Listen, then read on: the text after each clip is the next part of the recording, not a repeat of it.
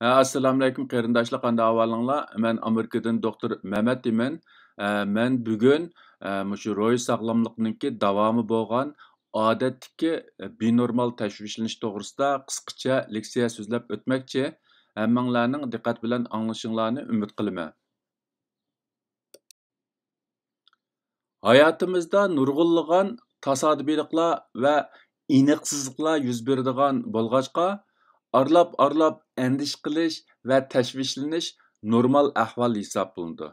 Bo'libmi turmush va xizmatda jiddiy bo'lgan ahvol ostida bizda tashvishlanish, jiddiylashish, andish qilish deganlar normal yuz berib turdi.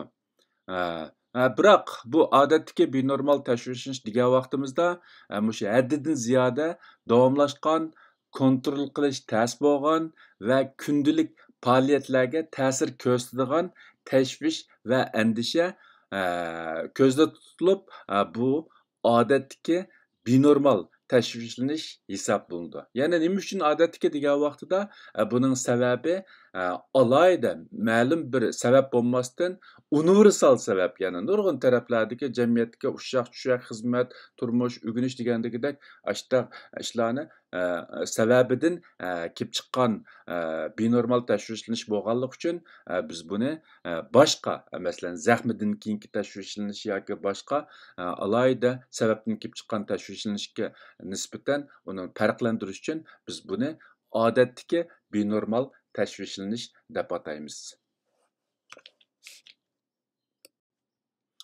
Odatdagi benormal tashvishlanishning alomatlari qandaq bo'ldi degan vaqtida buni tövəndəki bir neçə tarafga yig'inchoqlash mumkin.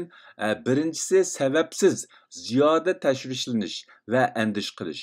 Ikkinchisi bir ishdan kelib chiqish ehtimoli bo'lgan yomon oqibatlar va uni hal qilish to'g'risida haddidan ziyoda ortiqcha o'ylash. Uchinchisi odatdagi vaziyat va voqeliklarni tahdid deb hisoblash, ya'ni bir xil qo'rqinch his qilish. To'rtinchisi aniqsizlikni bartaraf qilish va qaror chiqarish qiyin bo'lish. Xato qaror chiqarib qilishdan qo'rqish, ya'ni davomli andish qilib turish. Mush ishni men xato qilib qo'yammanmi, undaq qilam, bundaq qilam deb bir xil andisha qilish, tashvishlanish. Beshinchisi qo'rqish. O'zini rahat tutolmaslik, salqinlasholmaslik.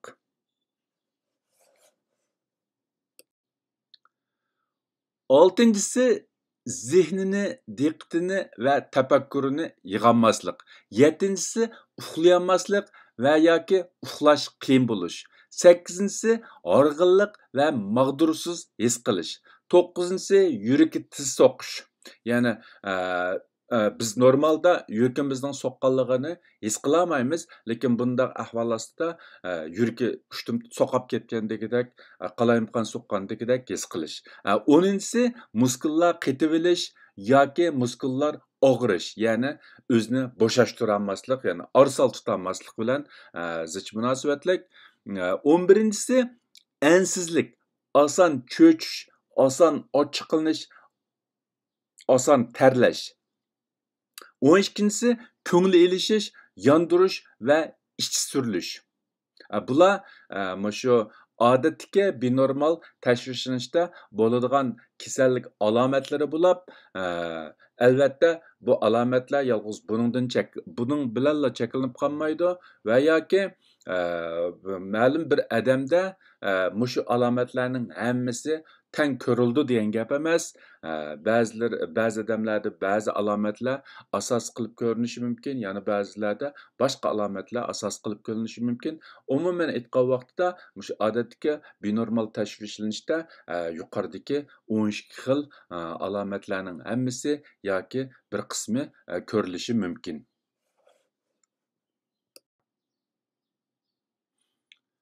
Odatdagi benormal tashvishlanishning sabablari nima degan vaqtida odatdagi benormal tashvishlanishning sababi hozircha aniq emas. U balkim biologiyalik va muhit omillarining o'zaro ta'siridan kelib chiqqan bo'lishi mumkin. Ko'pincha mutaxassislar Bu odatdagi binormal tashvishlanishning sabablarini tövəndəki bir neçə xil omil bilan munosabatlik bo'lishi mumkin deb qaramoqda. Birincisi miya ximiyasi va iqtidorning farqi, ikkinchisi irsiyat va tug'ma omillar, uchinchisi insonlarning tahdidini his qilish usulidagi o'xshamasliklar, to'rtinchisi o'z bitilish va mijozdagi omillar. Yani gerçi bu odatdagi binormal tashvishninki aniq sababi texi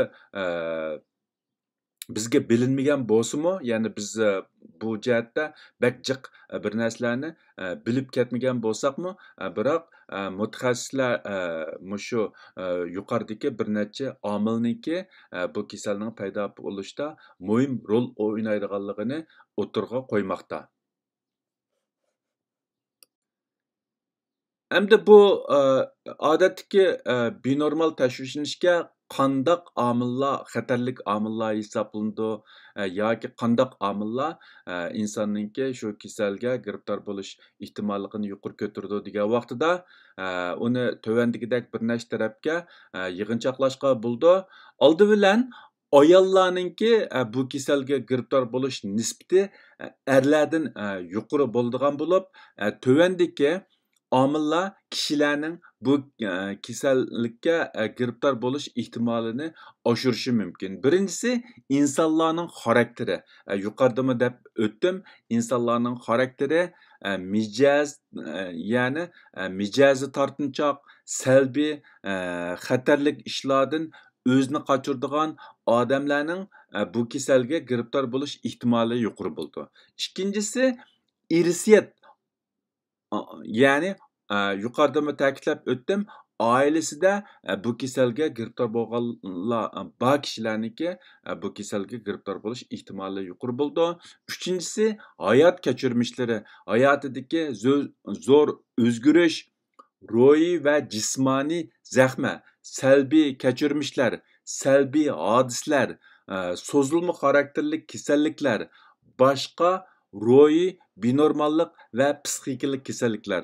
Bularning hammasi shu insonlarningki odatdagi binormal tashvishlanishga giribtor bo'lishdagi xatarlik omillar hisoblanadigan bo'lib, bu omillar insonlarningki shu xil binormal tashvishlanishga giribtor bo'lish ehtimolini yuqori ko'tardi. Undaqda odatdagi binormal tashvishlanishga qandaq baho beramiz degan vaqtida bu tövəndəki bu jadvalda mushu o'zimizga baho berish usullari ko'rsatilgan. Buningda jami 7 savol bo'lib, bu oldingi o'tib ketgan 2 haftada mushu 7 xil so'ralgan ahvollarning o'zimizda ko'rilish ahvoliga qarab, agar faqat bo'lmasa uningga 0 beramiz, ba'zi vaqtlarda bo'lgan bo'lsa, uningga 1 nomer beramiz. Mushu 2 haftaning yarımida bo'lgan bo'lsa 2, asosan har kuni degidek bo'lgan bo'lsa 3 nomer beramiz. Mushu 7 savolga berilgan mushu nomerlarni o'zaro qo'shish orqali o'zimizda bu xil bir ehtimollikniki qanchalik mavjudligiga baho berib chiqish mumkin. Albatta bu diagnoz usuli emas, faqatla o'z-o'zimizga baho berish usuli. Diagnozni mushu psixologiya doktorlarga ko'ringandan keyin, anandan keyin ular tarafidan ya'ni konkret tekshirish ilib berish orqali qo'yiladi. Bu 7 savol nima degan vaqtida birinchisi ziyoda tashvishlanish, jiddiylashish. Ikkinchisi endish qilishni to'xtata olmaslik. Uchinchisi o'xshamagan ishlardan endish qilish. To'rtinchisi kayfiyatini xotirjam qila olmaslik.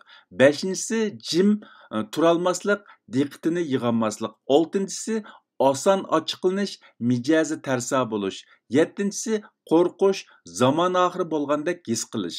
Ya'ni o'sha 7 xil ahvolniki o'tib ketgan oldimizdagi o'tib ketgan 2 haftada ko'rilish ahvoliga asosan nomerlarni berib, u nomerlarniki yig'indisiga asosan o'zimizda bu xil ahvolniki qanchalik ekanligiga baho berish mumkin.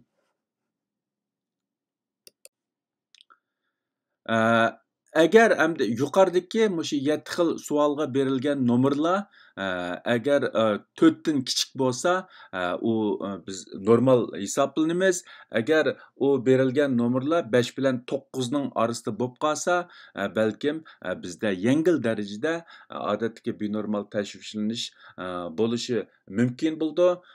Ya'ni shu xil ehtimollik bor degan gap. Agar yuqorqi 7 savolga berilgan nomer 10 bilan 14 ning orasida bo'lib qolsa, u vaqtida bizda o'tiral darajadagi odatdagi binormal tashvinish bo'lish ehtimoli yuqori degan gap. Agarda yuqoridagi 7 savolga berilgan nomer 15 dan yuqori bo'lib qolsa, u vaqtida bizningki ig'ir darajada odatdagi binormal tashvilinishga giribtor bo'lgan ehtimolligimiz yuqori bo'lgan bo'ldi. Albatta, bu yuqorida men deb ketgandagidek bir diagnoz emas, faqatla o'zimizga berilgan baho. Biz mushu baho asosan agar biz o'zimizda mushu o'tiral darajada yoki ig'ir darajada binormal tashvilish borkan deb qarasak, u vaqtida biz cho'qim doktorga ko'rinib, doktorninki yana ilgirlagan holda tekshirishi orqali o'zimizga diagnoz qo'yishimiz va yoki doktorning ko'rsatmasi bo'yicha davolash ilib berishimiz mumkin.